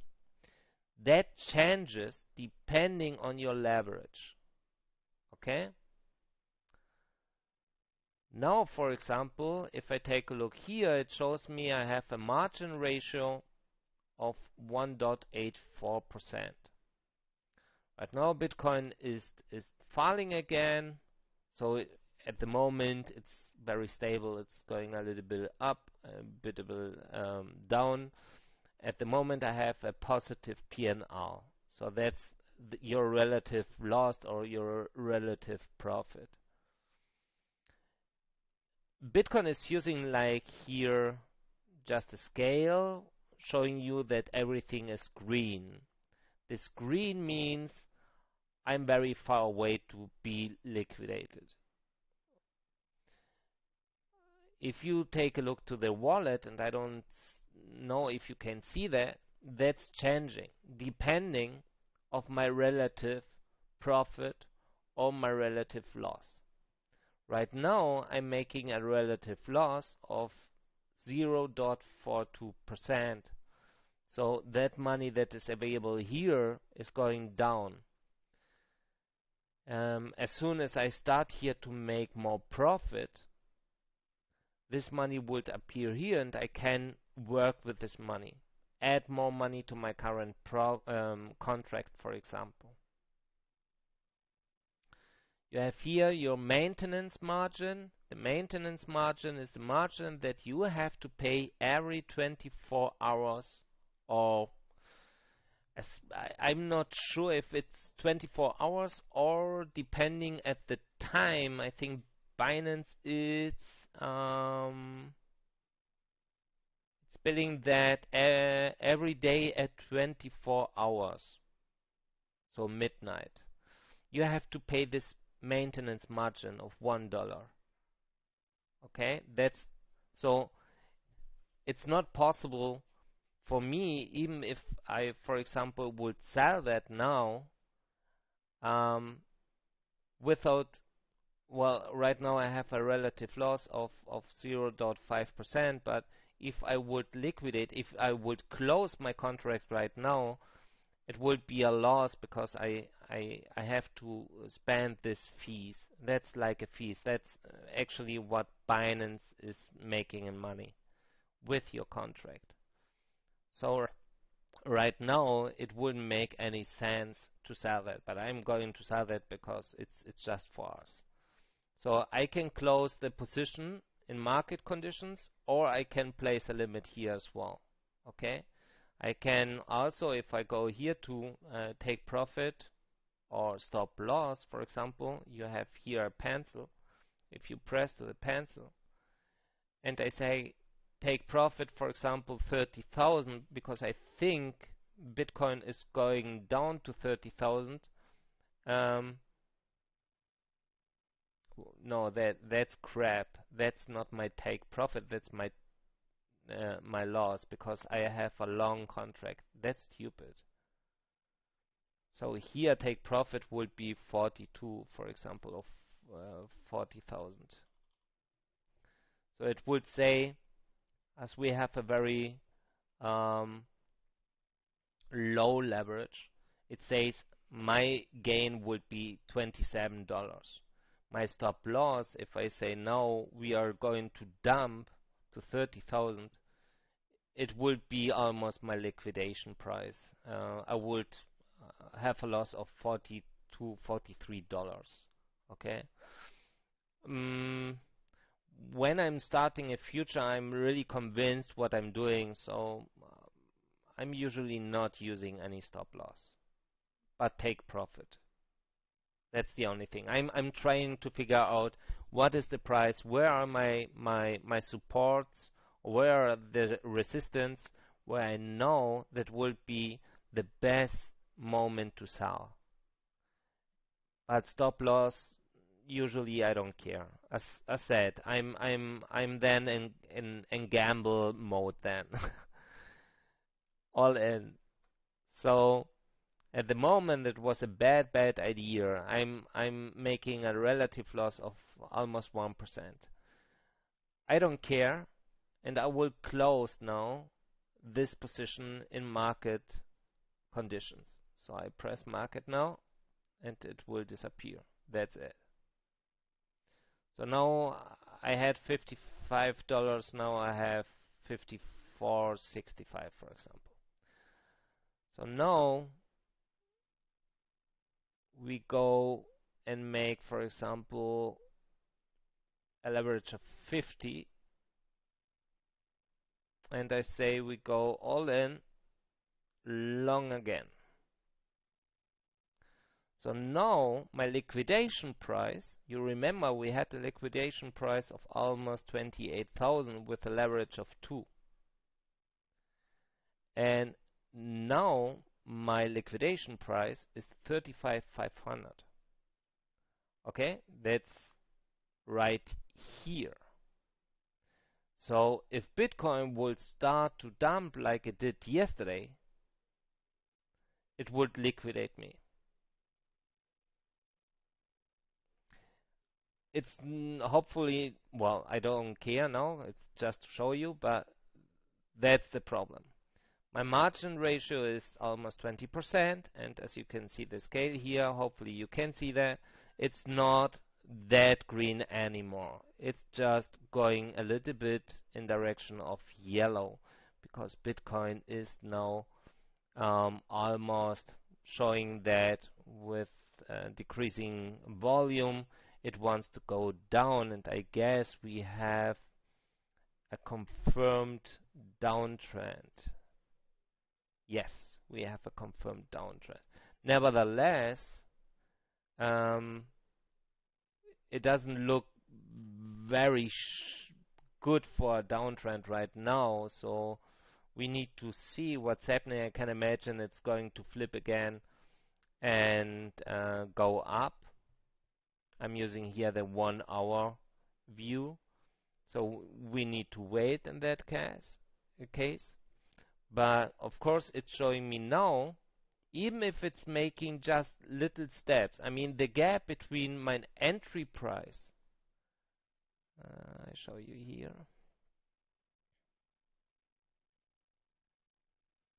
it's nothing. That's okay. Now it's going down, but it's almost, let me see, $25, and it's showing me a relative loss of almost 3%. Okay? So you have to take care what if what kind of leverage you want to use. I can use now a limit, and that's it. We have a loss of almost $2 just in few minutes. And that's actually the big risk in future trading. I will show you what kind of indicators I use before I place, for example, um, such a position. If we go back, I have here, wait, here. Byte is providing a Bitcoin volatility index. And that's for me very interesting, because every time before I go and place a future contract, I just want to know how is the volatility in Bitcoin right now. It is decreasing right now, but it's, I wouldn't say very high, but it's high. We have here a volatility index of 6. That's really high. That means you can expect a pump and afterwards a dump. And that's very bad idea if you want to go in with a leverage of 150 or 25. Okay? So in that case, maybe for me it would make sense to put more money on the table but a lower leverage. That that's the first thing. The second thing is, when I go and start a future, I'm not thinking like a day trader. I'm not going to buy and sell every 5 minutes. You can do that, of course, but I'm just looking for the big gains. So the big gain for me is, I know that we are retesting 40K. I will place here, okay, and then I just let the future contract alive before I get my take profit limit. So it's a different strategy. If you say I don't care, I'm just taking a look to one candle. So I'm using the 12 hours view right now, and now we have 1 hour. Let me make the 15 minutes one. So you can say, okay, I mean, here we have actually a good base. That's what I said. We have here something right now, a base where we can let pump up Bitcoin. That was 16, okay, 6 hours ago. Yeah. It would make sense just to place here long and to sell here. If you take a look here and you see that looks very promising, that Bitcoin would make a break somewhere between here and here, so I'm placing a sell limit right here, then you did a good gain. It's actually not what I'm looking for. I'm looking for the big gains. That means when I know that Bitcoin is going to dump, it's what I'm doing then.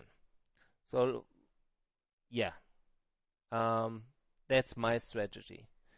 Do you have some questions before I place here another long, just to show you that with 125 leverage, to show you the big difference?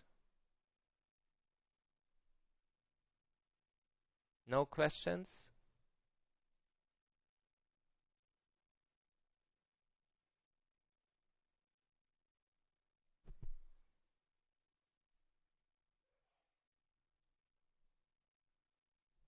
Okay.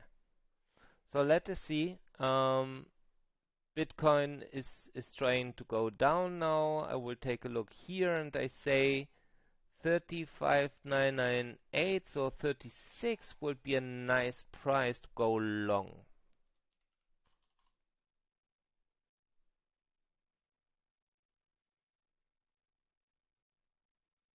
Oh, sorry.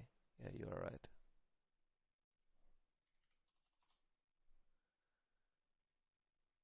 I put here now my limit at 36, and now it's going up again, but no, what? Order rejected to the order exceeding the maximum allowing quantity of current leverage level. Really? What's the maximum? 50,000. But I'm not going to place 50,000. $52, 36. Go long. Ah, now I did. Okay. And we are in the game with a leverage of 125. Looking forward to get us liquidated very soon. Now we are making a gain because, of course, as I told you, 36. We have here actually a little support. I was expecting that could bounce here. And we have a liquidation price of $35,735. So we are now at almost $36,000. You can imagine that's just a gap of $250. That can kill your contract very quick. We have a leverage of 125, but at the same moment we are making now a gain of almost 10%. That's the difference. So it could be good, it could be bad. Taking a look here, I would say it could go up to 36.35. 36,030. Yeah, that's $1180 gain. I would say, okay, make it go up, sell that shit, make money. Go up, calm. I know you can do that. So, but that's actually the thing. Come on. Huh. Where you see now, I have here my wallet $18.44 pending. So I could use that money now, $17, to add more money here. Okay, so I could go and say market price, use this $18 and go long. So now, look, we have now $61. So the thing is, and that's the stressful point of the whole game, you need to check every time when you see such a candle, where are your little resistance and supports. So it was obvious for me that this candle has to go up again a little bit. We are here working with the 15 minutes view. So I checked actually my support and resistance. I have seen here my support. No, it was here actually. Well, yeah, here. And I did know that we have here actually our resistance. So, and that's what it happened. We did almost, I don't know, 10% or 15% in 2 minutes or 3 minutes. You can do that all the time, but that's not my expectations. My expectations and that when I'm placing some futures is really to make the big gain. I'm talking about 200, 300, 500 or even 1000%. It depends of your leverage, of course, and you have to check before what you are doing.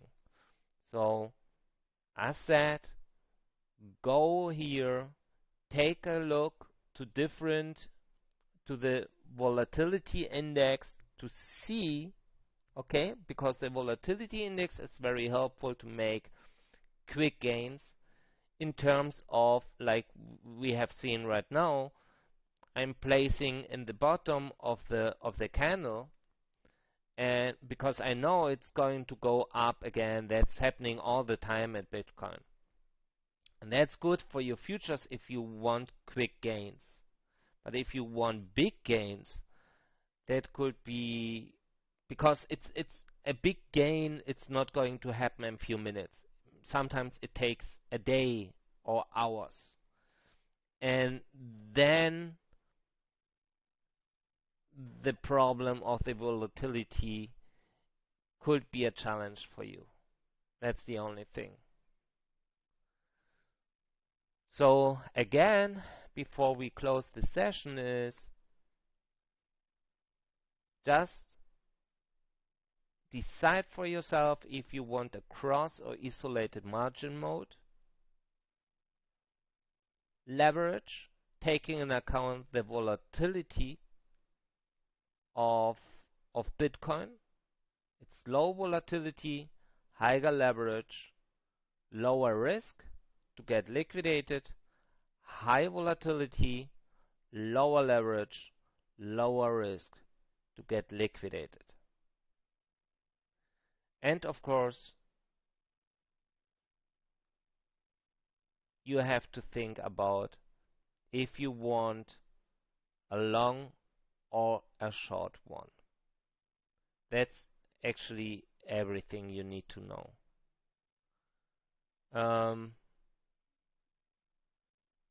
We see here right now that the candle is increasing.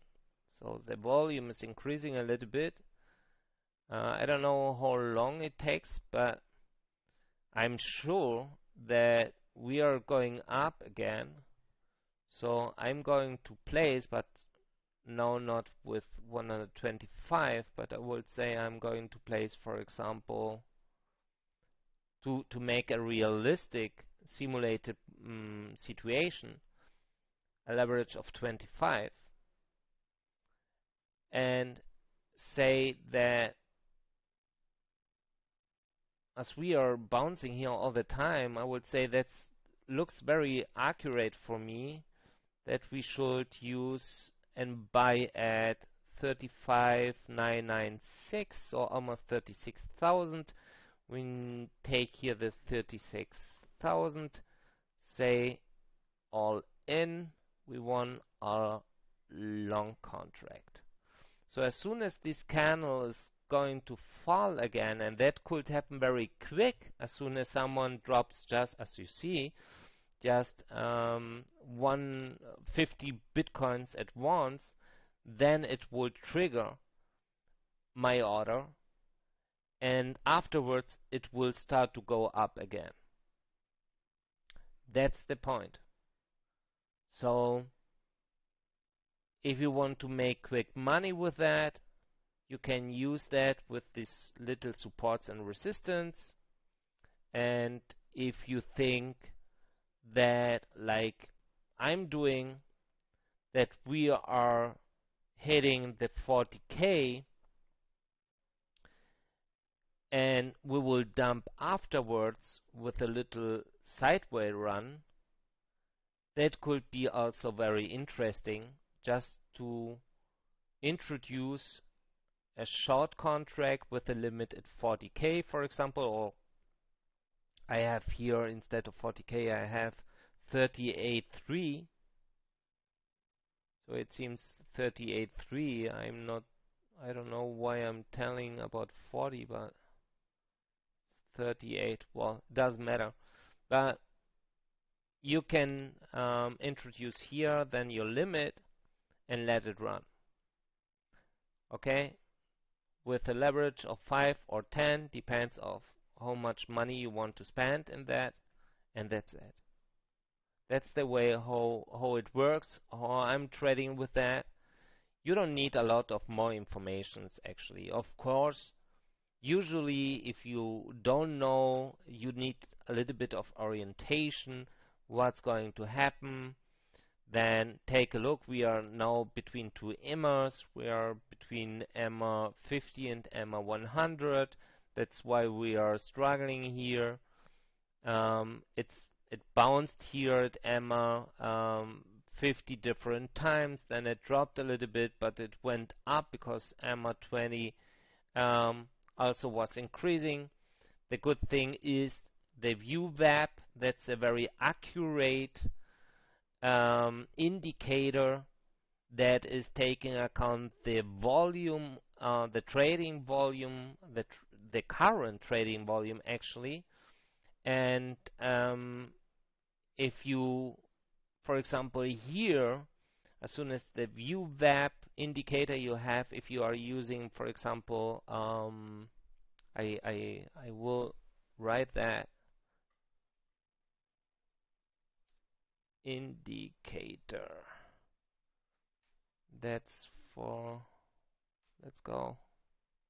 Connecting to chat, yeah, send it.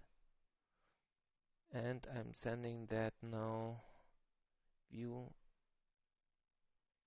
web indicator.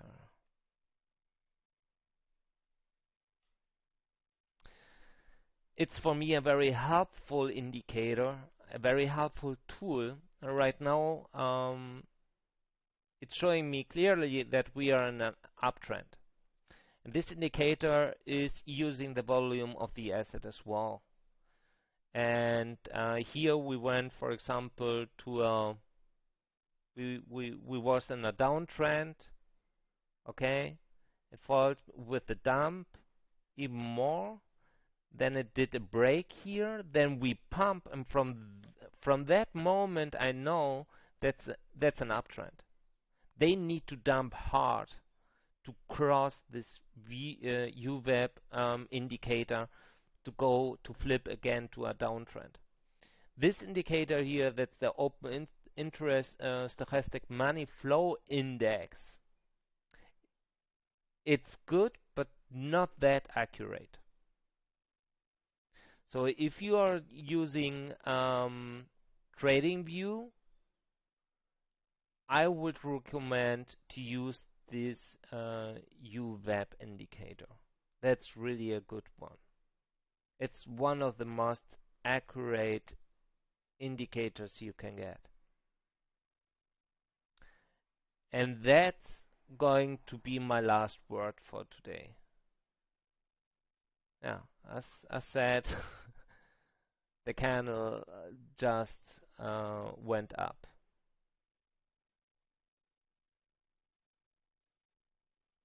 So I think I can close my order here. Any questions before I close today's session?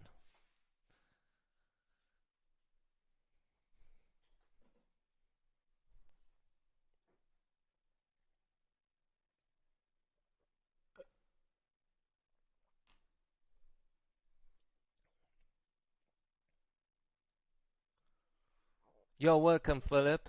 I don't know, Philip, because of your name, but maybe I'm wrong. If you're, I'm going to stream every Saturdays now in German as well as I think you noticed. English is not my native language. It's German.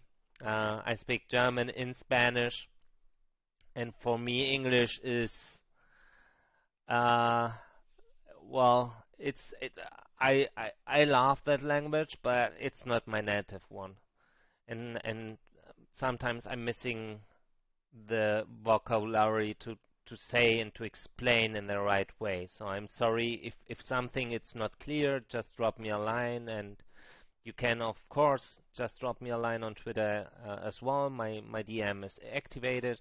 If something it's not clear, don't ask me for any advice.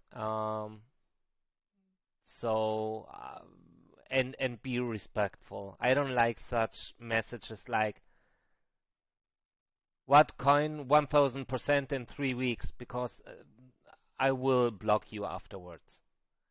Um, that's for me obvious. I don't want such kind of persons in my followers. So well, as said, if you have some questions or whatever, just drop me a line. I appreciate um, your assistance and your attendees. Um, yeah, and that's it for today. I will think about what which topic we can handle the next session. I think the next session isn't that tomorrow? I think I said Mondays, Wednesdays, Fridays, Saturdays German, Sundays. God, my wife is going to kill me, I guess.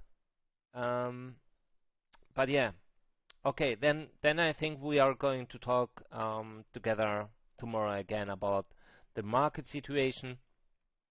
For me, it looks good. Um, and yeah, I'm really thinking about why I have my resistance at 38.2.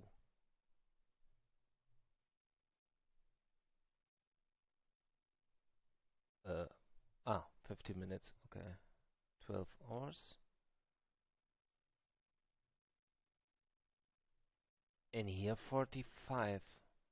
Huh. Yeah, that's crap. I used just different charts and different time views. That's really crap. But as you can see, the 12-hour candle that was so red and it's actually disappearing. I think we will end green today as well and hitting the 40s. And we are struggling with the MR 100, but I'm convinced we will cross the MR 100 today. So thank you very much for watching. And well, guys, see you tomorrow. It was a pleasure again. And well, take care, stay safe, and don't let you guide by fear. Fear is your biggest enemy, as usual. So take care. Thank you very much for watching. Bye bye.